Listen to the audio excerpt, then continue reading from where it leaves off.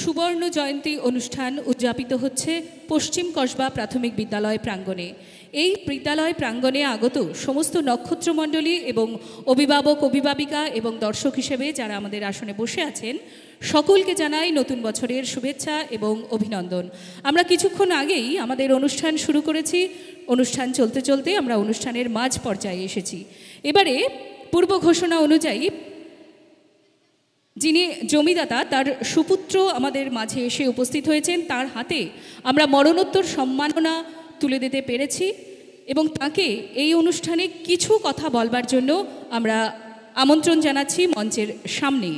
এবং মঞ্চে প্রস্তুত থাকবে আমার শৈশবে যারা অনুষ্ঠান পরিবেশন করবে তারা মঞ্চের সামনে প্রস্তুত থাকবে। আমি মাইক্রোফোন তুলে দিচ্ছি। যিনি জমি দান করেছেন তার সুপুত্র আমাদের মাঝে এসে উপস্থিত হয়েছেন, তাকে দু একটি কথা বলার জন্য অনুরোধ জানাচ্ছি।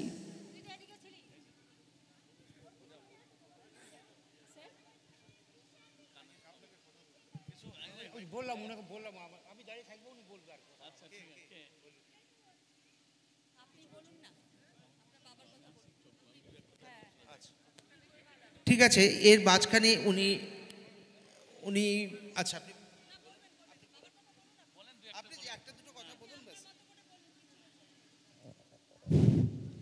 উপস্থিত শিক্ষকবৃন্দ এবং শিক্ষিকা মহাশয়, আমার শতকোটি প্রণাম ও সালাম জানাই।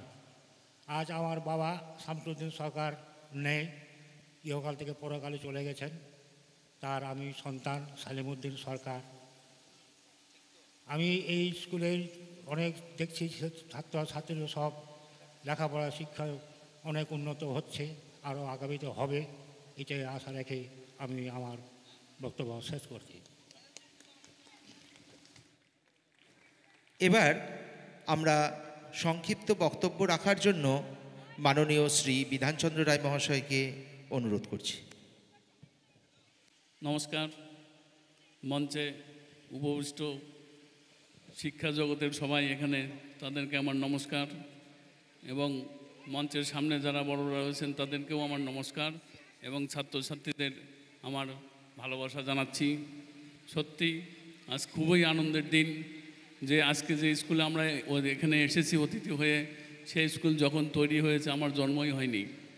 এবং স্কুলের আমার খুবই আজকে ভালো লাগলো যে স্কুলের যে জমিদাতা তার যে মরণোত্তর সম্মান এই স্কুলের শিক্ষক শিক্ষিকারা দিলেন, এটা খুবই ভালো কাজ এবং আমি তার জন্য সবাইকে ধন্যবাদ জানাচ্ছি। এবং আরেকটা জিনিস ভালো লাগলো যে এখানে বর্ধমান থেকেও আমাদের স্যার এখানে এসছেন, সেটাও আমি তাকে অসংখ্য অসংখ্য ধন্যবাদ জানাচ্ছি।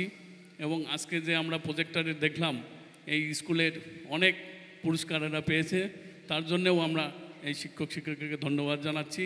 আমার বিশ্বাস এই স্কুল অনেক দূর আগাবে এবং যেটুকু আমাদের স্কুলের সমস্যা আছে, আমাদের যারা এখানে উদ্বোধন কর্তৃপক্ষ থেকে এসছেন তাদেরকে বলবো যে এই স্কুলের দিকে একটু যারা এগুলো, যেরকম আমাদের ম্যাডাম বললেন যে পুকুরের যে সমস্যা, এটা কিন্তু একটা বিশাল সমস্যা, আমরাও আমাদের পক্ষ থেকে চেষ্টা করব।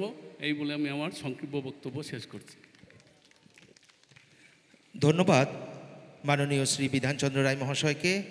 এবার আমরা শুরু করছি আমাদের বিদ্যালয়ের ছাত্রছাত্রী দ্বারা পরিবেশিত একটি ছোট্ট সাংস্কৃতিক অনুষ্ঠান, আমার শৈশব। ধন্যবাদ। গাজলের অত্যন্ত শিক্ষানুরাগী মানুষ এবং ম্যান অফ গাজল মাননীয় শ্রী বিধানচন্দ্র রায় মহাশয়কে তার এই ছোট্ট বক্তব্যের মাধ্যমে তিনি অনেক কিছুই তুলে ধরলেন। ধন্যবাদ আপনাকে। সকলকে আবারও নতুন বছরের শুভেচ্ছা অভিনন্দন জানিয়ে আমরা সাংস্কৃতিক অনুষ্ঠানে প্রবেশ করছি। আর এই সাংস্কৃতিক অনুষ্ঠানের মাঝে মাঝেই আমরা শুনে নেব আমাদের মধ্যে যারা নক্ষত্রমণ্ডলী এসে উপস্থিত হয়েছেন তাদের মুখনিসৃত কিছু কথা আমরা মাঝে মাঝে শুনে নেব। এখন মঞ্চে উপস্থাপিত হবে বিদ্যালয়ের ছাত্রী এবং প্রাক্তন ছাত্রীদের দ্বারা পরিবেশিত নৃত্যানুষ্ঠান নৃত্যালেখ্য আমার শৈশব।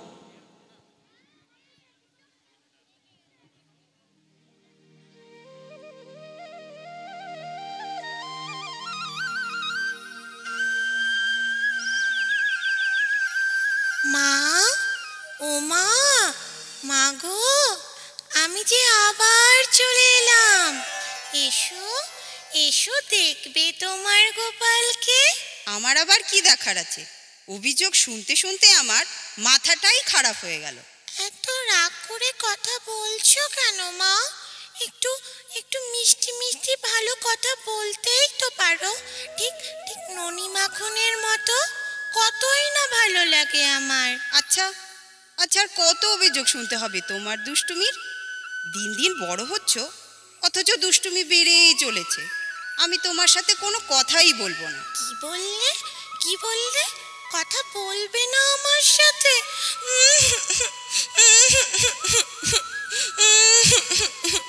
কেন কেন কথা বলবে না আমার সাথে? আমি কি দোষ করেছি মা?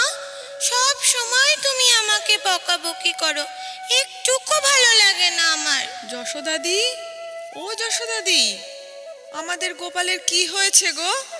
তোমার বাড়ির পাশ দিয়ে যেতে যেতে গোপালের কান্না শুনতে পেলাম।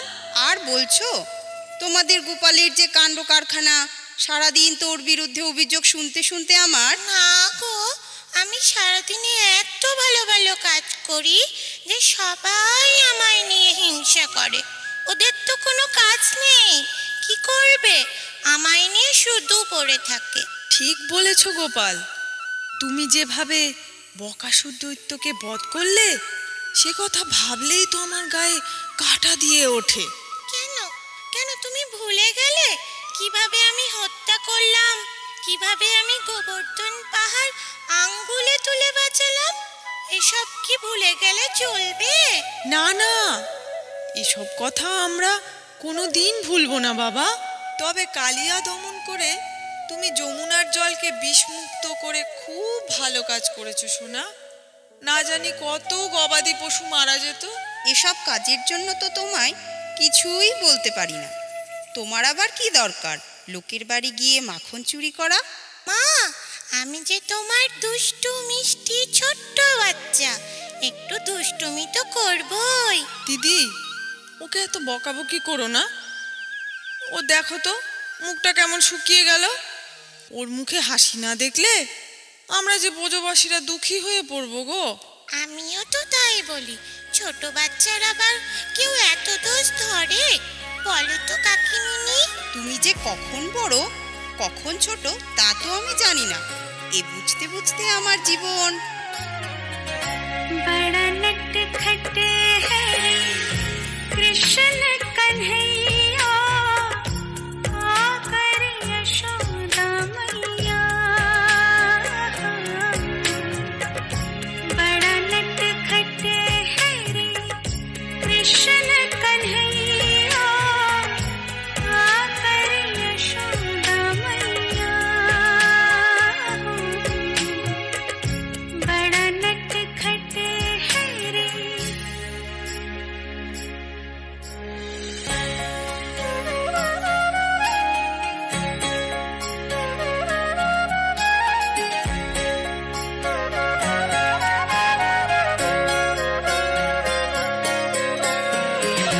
ढूंढे रे अखियाँ उसे चहुआ, जाने कहाँ छुप गया नंद किशोर।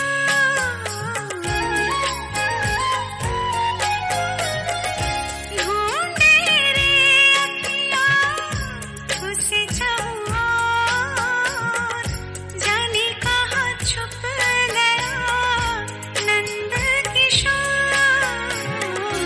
उड़ गया ऐसे जैसे पुरवैया, आकर यशोदा मैया। मैया रे हाँ, बड़ा नटखट है रे। কি যে করি, মন বড় উদাসীন হয়ে ওঠে। কিন্তু আমার ছোট্ট এমনই, সে ঘরে থাকতেই চায় না। জেঠিমা, জেঠিমা, তুমি কোথায়? ও, কে সোনা, তুমি এসেছো? কার সাথে এলে? বাবা এসেছে। তুমি আমন্ত্রণ পাঠিয়েছো, না এসে পারি? কি ব্যাপার রাধা, মন যে উদাস হয়ে গেল? কাকে খুঁজছো? অনেকদিন পর এলাম তো, তাই ঘরগুলো দেখছি। কি সুন্দর সাজানো। সব ঠিকঠাক আছে তো? কৃষ্ণ নেই তাই বুঝি ঘর ফাঁকা? তাই না, আমি ঠিক হ্যাঁ ঠিকই আছে। আসলে ও থাকলে এত দুষ্টুমি করে আমার মাথাটাই গরম হয়ে যায়। একটু আগেই কৃষ্ণ বেরিয়ে গেল ওর বন্ধুদের সাথে। বসন্ত উৎসব খেলবে তো তাই। এটা কোনো কথা হলো? আমি আসলাম ওর সাথে রং খেলবো বলে, আর কৃষ্ণ গেল সখাদের সাথে খেলতে। বিরক্ত লাগে। দেখি কোথায় বন্ধুদের নিয়ে মেতে আছে। ঠিক আছে ঠিক আছে, জানি তুমি রং খেলতে এসেছো, রং তো খেলবেই, কিন্তু চলো একটু কিছু খাওয়া দাওয়া করে নাও। না গো, এই মন নিয়ে কি খেতে পারি? দেখো না, দেখো বাইরে কেমন বসন্তের গান বাজছে। ঠিক আছে যাও, সাবধানে রং খেলো, আর কৃষ্ণকে সঙ্গে করে নিয়ে ঘরে এসো। না জানি গোপাল আজ নিজেকে কি রঙে সাজাবে। ও ললিতা, কৃষ্ণ এখনো এলো না, কি ব্যাপার গো? আমরাও তাই ভাবছি। এই যে কৃষ্ণ এলো, রং দাও রং দাও। আরে বাবা, দাঁড়াও দাঁড়াও, এখনই আমায় রং দিও না। আমার প্রাণপ্রিয় রাধাকে তো আসতে দাও। এই যে আমি চলে এসেছি। রাধা রাধা, আজ আমায় রং দিও না। কেন দেব না শুনি? বছরের একটা দিন তোমার সাথে রং খেলবার জন্য বসে থাকি, আর তুমি কিনা বলছো রাধা আমায় রং লাগাবে না। না মানে রং বেশি মাখলে আমার চোখ মুখ সর্বাঙ্গ কালো হয়ে যাবে তো, তাই আমি রং মাখবো না। বাবা, তুমি তো এমনিতেই কালো, তোমার আবার কালো হবার কি আছে? কালো কালো বলবে না তো, আমার ভীষণ কষ্ট হয়। কৃষ্ণ কৃষ্ণ, মন খারাপ করো না, আমি তোমার ললিতা। আমি কি কোনোদিন তোমাকে কালো বলে ডাকি বলো কৃষ্ণ? কৃষ্ণের মধুর বচন, কৃষ্ণের মিষ্টি হাসি দেখলেন সব ভুলে যাই। আজকে আমি রং কিছুতেই মাখবো না। ধুত, আমার মনটাই খারাপ হয়ে গেল, মনটাই ভেঙে গেল। আমি চললাম বাড়ি। তোমার মন ভাঙলে কি চলবে কৃষ্ণ? তোমার মন ভাঙলে যে আমারও মন ভেঙে যাবে কৃষ্ণ। ও শাম যখন তখন খেলো না খেলা মন, ও শাম যখন তখন খেলো না খেলা মন, ধরলে আজ তোমায় ছাড়বো না, না না না, ধরলে আজ তোমায় ছাড়বো না। দুহাতে মনের সুখে মাখাবো আবির মুখে, আজকে এই খেলাতে হারবো না, না না, আজকে এই খেলাতে হারবো না।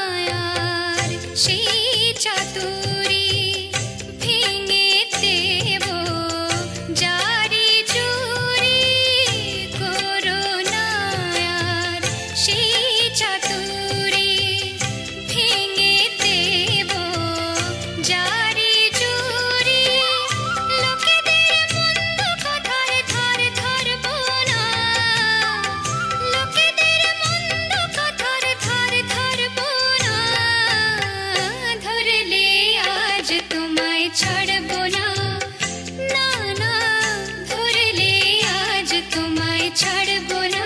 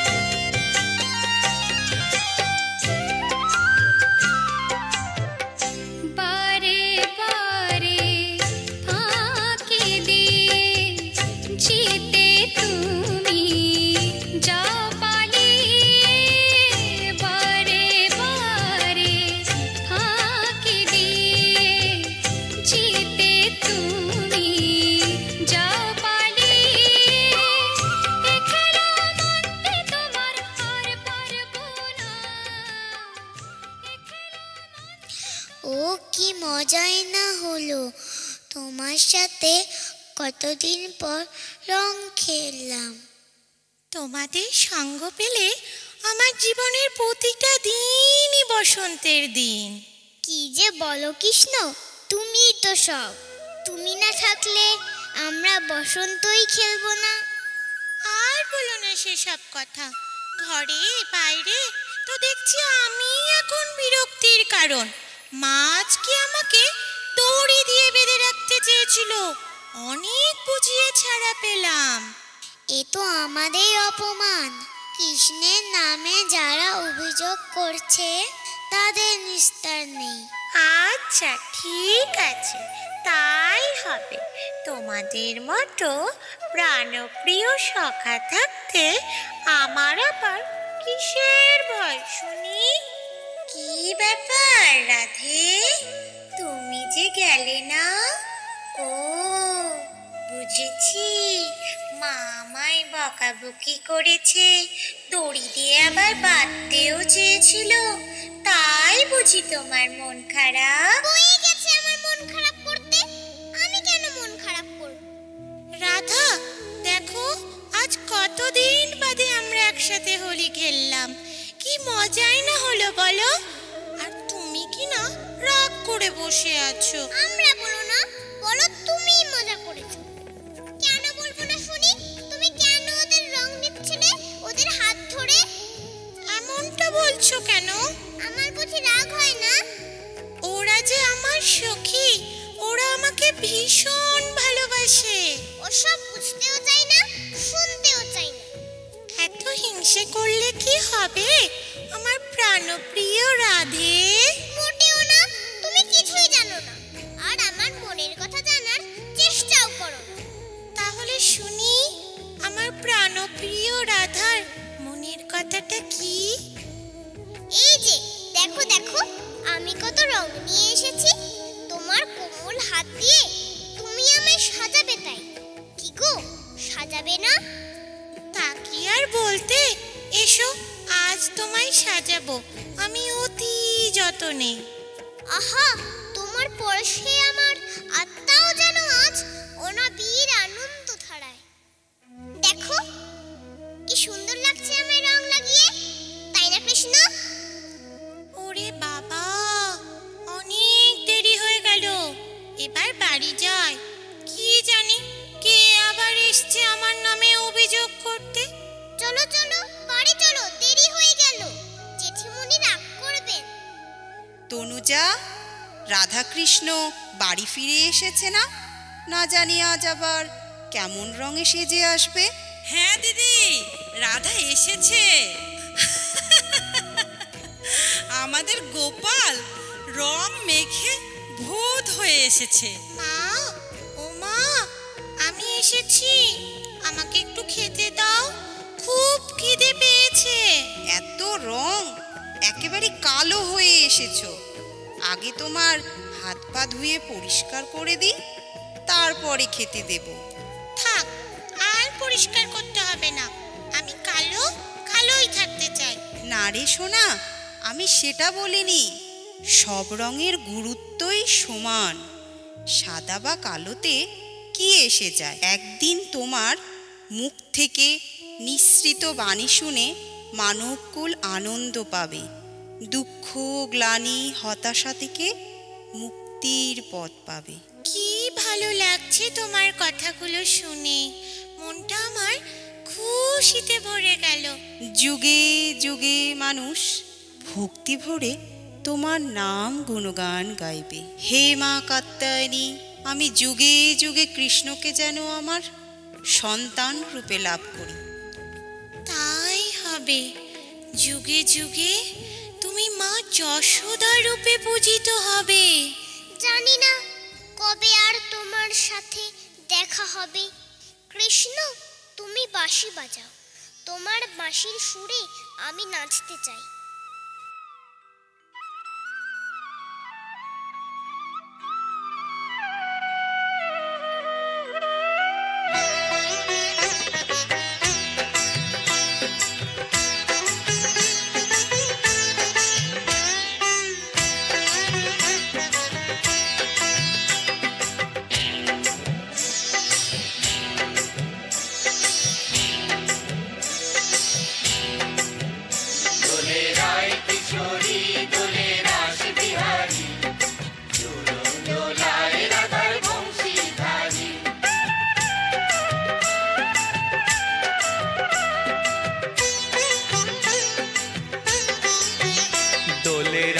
কিশোরী দোলে রাস বিহারী ঝুলন দোলায় রাধার বংশীধারী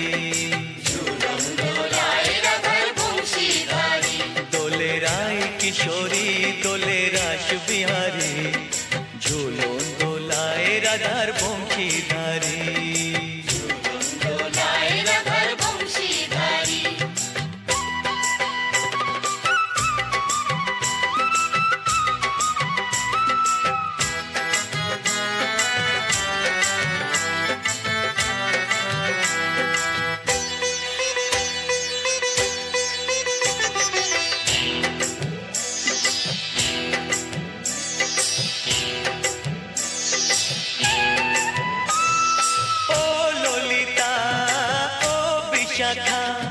ঝুলন দোলা দাও দুলিয়ে ও ললিতা ও বিশাখা ঝুলন দোলা দাও দুলিয়ে শ্যাম সায়রে রাধা কমল শ্যাম সায়রে রাধা কমল ফোটাও আরো ঢেউ তুলিয়ে দোলে শ্যামল সুধায় দোলে শ্যাম দোলে রায় কিশোরী দোলে রাস বিহারী ঝুলন দোলায় রাধার বংশীধারী ঝুলন দোলায় রাধার বংশীধারী ঝুলন দোলায় রাধার বংশীধারী ঝুলন দোলায় রাধার বংশীধারী দোলে রায় কিশোরী দোলে রাস বিহারী দোলে